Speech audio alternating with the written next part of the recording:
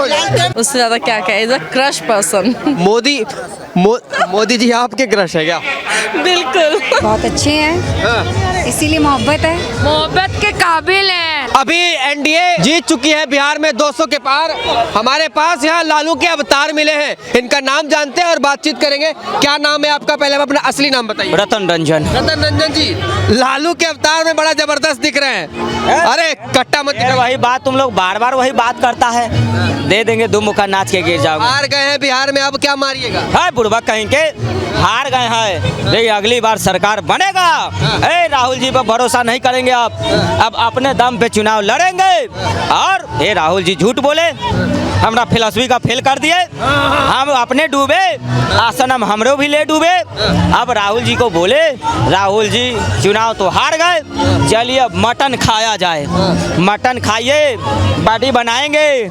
हमरा दोनों हार गए, तेजू दोनों हार गए। आपके इस अवतार का क्या नाम है? आलू जी। आलू जी। आलू जी। आलू जी, मुझे एक सवाल का जवाब दीजिएगा।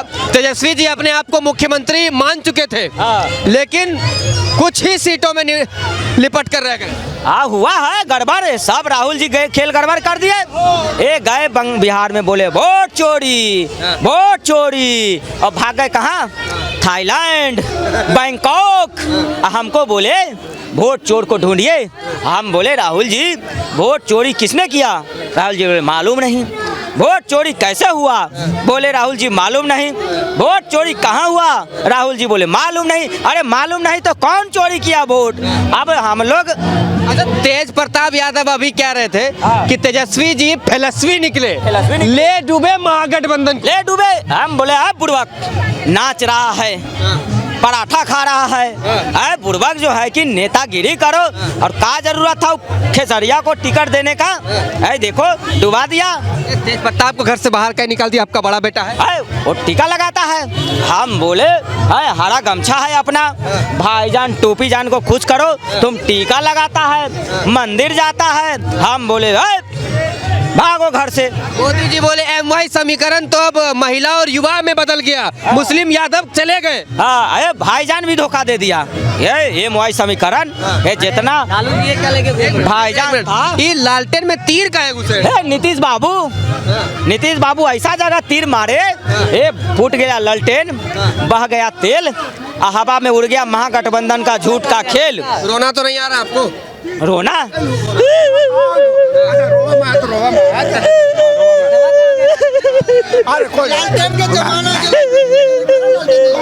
दर्द हो रहा है, दर्द हो रहा है। तीर घुसा है ऐसा जगह। एक मिनट, अगली बार कितनी सीटें आएगी? अगली बार मजबूती अलग लड़ेंगे, राहुल जी के साथ नहीं लड़ेंगे। राहुल जी डुबा देते हैं। देखिएगा राहुल जी नहीं चलेगा, अकेले लड़ेंगे। अभी मोदी जी ने भी कहा था मत लड़िए। देखिए, ये हमें यहाँ पर मिले, एनडीए की जीत की खुशी मना रहे थे। ये लालू जी का अवतार करके आए और अब ये भाग रहे हैं। एम्स क्या है? ED CBI आ रहा है, अब हम बीमार पड़ेंगे। एम्स में मजा लेंगे। नमस्कार मैम, क्या नाम है आपका? पूजा सिंह। कहाँ से हैं आप? बनारस से। मोदी जी के लिए क्या कहना चाहेंगे? क्योंकि हमने देखा मोदी जी जब रैलियां करने के लिए गए, उनका इम्पैक्ट पड़ा लोगों में, और महिलाओं के ऊपर ज्यादा इम्पैक्ट पड़ता है उनका। महिलाएं बहुत ज्यादा फैन है उनकी, ऐसा कह दे तो क्या कहना चाहती है आप? महिलाएं इंडिया में नहीं, हर जगह फैन है, चाहे वो इंडियन हो या foreigner, every person is a big fan of the Modi ji. उससे ज्यादा क्या कहे, is a crush person. Modi ji आपके क्रश है क्या?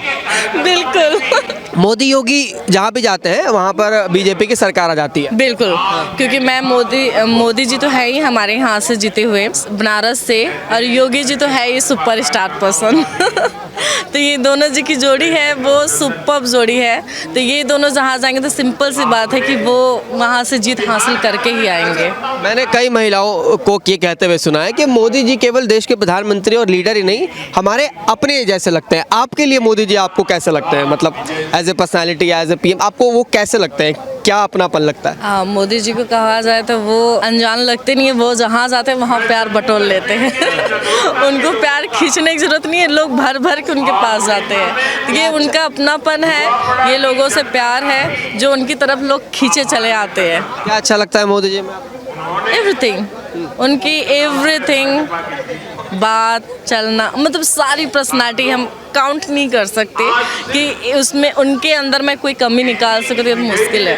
एवरीथिंग उनकी जो रणनीति है, राजनीति है, वो अव्वल लेबर है, और वहाँ तक लोगों को पहुँचना, सोचना एक कॉमन इंसान की बात नहीं है। इतनी बड़ी इंडिया को चलाना, इतनी बड़ी कंट्री को चलाना, उसके साथ कंट्री तो छोड़िए, इंटरनेशनल लेवल को हैंडल करना as not big deal, as a very जी हाई। आप यूथ हैं और राहुल गांधी और तेजस्वी यादव भी यूथ हैं, तो आप उनको क्यों नहीं पसंद करती हैं, क्या कारण है? क्योंकि उनका जो सेंस ऑफ ह्यूमर है, उनको जो जहाँ बोलना चाहिए, जो एक्टिविटी करनी चाहिए, वो उनके अंदर नहीं है, जो एक युवा नेता में होना चाहिए। वो शायद उन चीज़ों से बहुत पीछे हैं, और अगर वो सुधार होता तो ऑब्वियसली कांग्रेस सरकार होती, ऐसा नहीं होती। पर जो चीज़ें दिखती हैं, जो सही मायने में चल रही हैं, सिंपल सी बात है, जनता उन्हीं को पसंद करेगी। अगर नहीं करती तो इतने साल से सरकार बनी नहीं होती।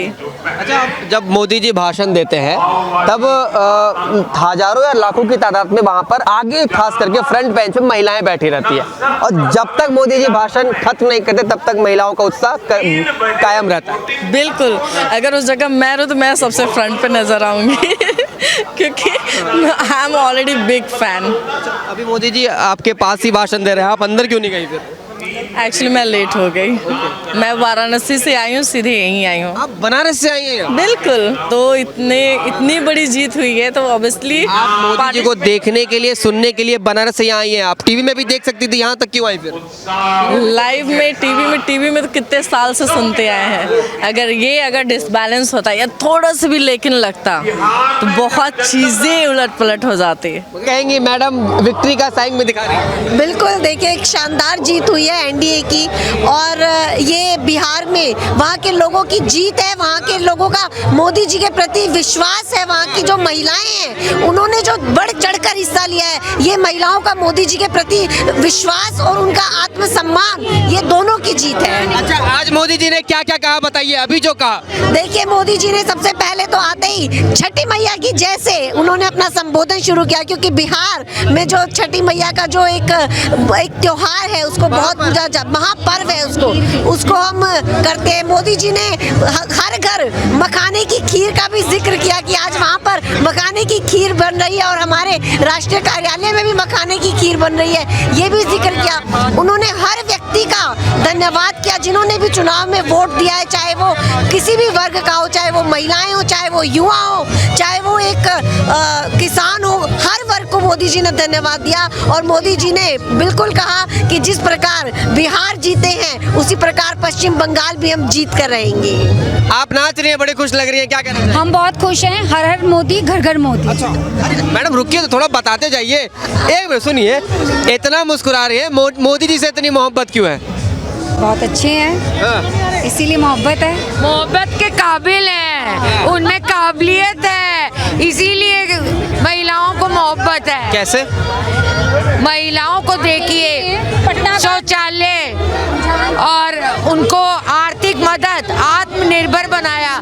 पढ़ी लिखी महिलाएं जो नहीं थी उनको घर पे रोजगार दिया। अच्छा, एक बात मुझे बताइए, महिलाएं क्यों मोदी जी की ज्यादातर फैन होती हैं? हाँ जी, महिलाएं क्यों मोदी जी की ज्यादा फैन होती हैं? क्योंकि मोदी महिलाओं की इज्जत है। मोदी है तो महिलाओं की इज्जत है। महिलाएं आज अपने आप को सेफ महसूस कर रही हैं क्योंकि मोदी है तो मुमकिन है। हाँ जी मैडम, आप थोड़ा थिरक रही थी, आप मुझे बताइए, आपसे मैं जवाब ले नहीं पाया। मैं बहुत खुश हूँ कि मोदी जी पहले भी थे, अभी भी और आगे भी रहे। अच्छा, एक नारा हो जाए आपके तरफ से जबरदस्त वाला।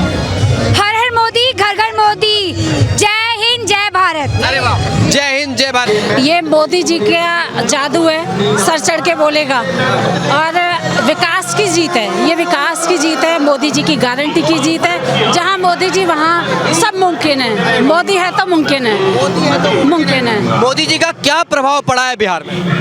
ये प्रभाव ही है जो आप देख रहे हैं, इतनी प्रचंड जीत हुई है, ये मोदी जी का प्रभाव ही है जो हम वहाँ से बिल्कुल इतनी ज़्यादा हमें जीत मिली है वहाँ से, ये तो उनका ही सब कुछ प्रभाव है, जीते हैं ये सब। अच्छा, एक बात बताइए मैम, अपोजिशन विपक्ष में लगातार हमलावर था कि मोदी जी और नीतीश जी की सरकार इस बार गिरा के रहेंगे, बहुत कम सीटें आएगी। कुछ लोग तो दावा कर रहे थे कि 25-30 भी पार कर जाए तो बोलने वाली बात है, लेकिन 200 पार कर गए। अभी उनके दावे जो है वो धरे के धरे रह गए, बिल्कुल खोखले हो गए।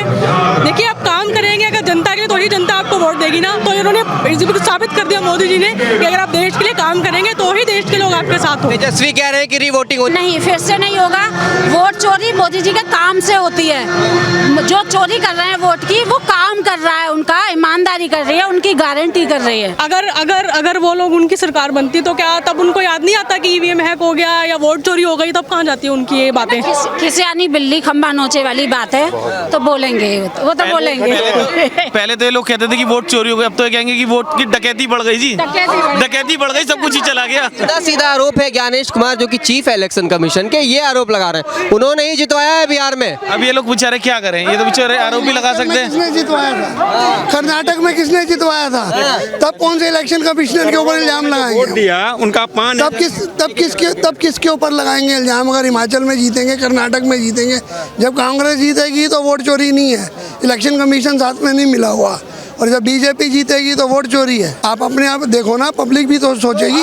कांग्रेस की बहुत कम सीटें आई है, उम्मीद से भी कम कांग्रेस की सीटें आई है, तो क्या लगता है कांग्रेस का पतन जिस तरीके से हो रहा है? बिहार की जनता जंगल राज से छुटकारा पाना चाह रही थी। जब तक लालू जी की सरकार रही जंगल राज रहा, जंगल राज नहीं आने देना है।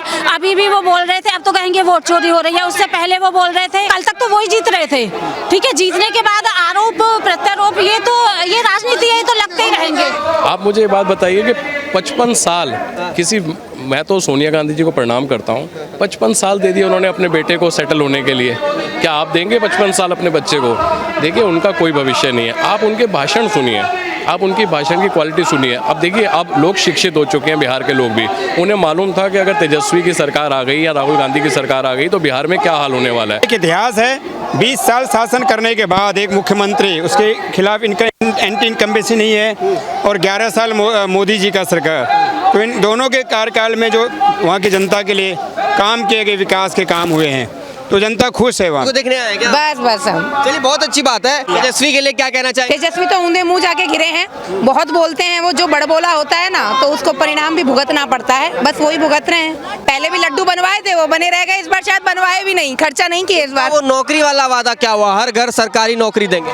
देखिए तो लुभावने वादे कौन से जो पार्टियां हैं नहीं देती हैं, लेकिन उनके ऊपर खरा कितना उतरे उसके ऊपर। और बिहार का जो व्यक्ति है, बिहार की जो जनता है बहुत समझदार है, बुद्धिजीवी लोग हैं वहाँ, बहुत दिमाग वाले होते हैं। विपक्ष कह रहा है कि फिर से वोटिंग होनी चाहिए। वो तो क्या होता है ना, अगर राहुल और ये अखिलेश या फिर तेजस्वी जीता तो कहेंगे कि हमारी जीत है, और अगर भाजपा जीती तो कह देंगे कि ईवीएम ने गड़बड़ कर दी है, वोट चोरी हो गया। ऐसा नहीं होता है, जनता ने वोट किया, वहाँ की महिलाओं ने वोट किया। आप देख लीजिए प्रतिशत महिलाओं की वोटिंग। 200, मेरा वही सवाल है कि 200 सीटों पर क्या वोट चोरी हो सकती है? आप ये बताइए, ये तो एक तरफा चुनाव हुआ है और एक तरफा जीत लेकर के आई है भाजपा, और भाजपा ने अपनी वहाँ नींव तैयार की, अपना काम किया है भाजपा ने। ये भी हमारी देखिए खुशी तो इतनी है, लोनी से चलकर हम यहाँ तक आ गए हैं, और से आई है जी, प्रत्यक्ष को प्रमाण की जरूरत नहीं है, भाजपा के कार्यकर्ताओं की जीत हुई है। भाजपा सरकार जो गाती नहीं है वो करके दिखाती है, करनी और करने में बहुत फर्क होता है, हम करके दिखाने वाले हैं। ये विपक्ष वाले कह रहे हैं कि एसआईआर का बहुत ज्यादा प्रभाव पड़ा है, वोट चोरी हुई है, फिर से इलेक्शन होना चाहिए। एसआईआर जो लगी है वो वोट जो चोरी हो रही है ना, उनको सही करने के लिए लगी है, ना कि चोरी हो रही है उनमें वोट, उसमें सही किया जा रहा है। तो इसीलिए वो तो अब कुछ भी कहेंगे, आपका पता है उनका कहना ही सब कुछ सिद्ध कर देता है कि वो किस तरह की नीति से चलते हैं। क्या भविष्य है राहुल गांधी जी का और तेजस्वी यादव? कोई भविष्य नहीं है, अब तक कुछ नहीं कर रहे हैं। विपक्ष तो उनको 29 का प्रधानमंत्री बनाने पे तुले हुए हैं। वो ख्यालों में मनाते हैं, ऐसे ही बनते रहेंगे, लेकिन आप देखिए ना धरातल में क्या है, भाजपा का परचम लहरा रहा है, उसमें कोई संशय नहीं है, आप देख सकते हो। इस पूरी रिपोर्ट में आपने जो भी सुना है, एनडीए के समर्थक इस वक्त यहाँ दिल्ली में पहुंचे हैं बीजेपी के हेडक्वार्टर के बाहर, और जबरदस्त यहाँ पर जो है, मैं आपको एक बार और माहौल दिखा देना चाहता हूँ, एक बार आप माहौल देखिए। ये सभी कार्यकर्ता, कोई मोदी जी का फोटो लहरा रहा है, कोई तमाम खुशियाँ मना रहा है, तो ये सभी लोग एनडीए की जीत पर, बिहार में नए मुख्यमंत्री बनने की जीत पर खुशियाँ मना रहे थे। उम्मीद करता हूँ ये रिपोर्ट आपको पसंद आई, और ऐसे ही देखते रहिए हमारा चैनल पब्लिक व्यूज इंडिया। जय हिंद, जय भारत। आज के दिखा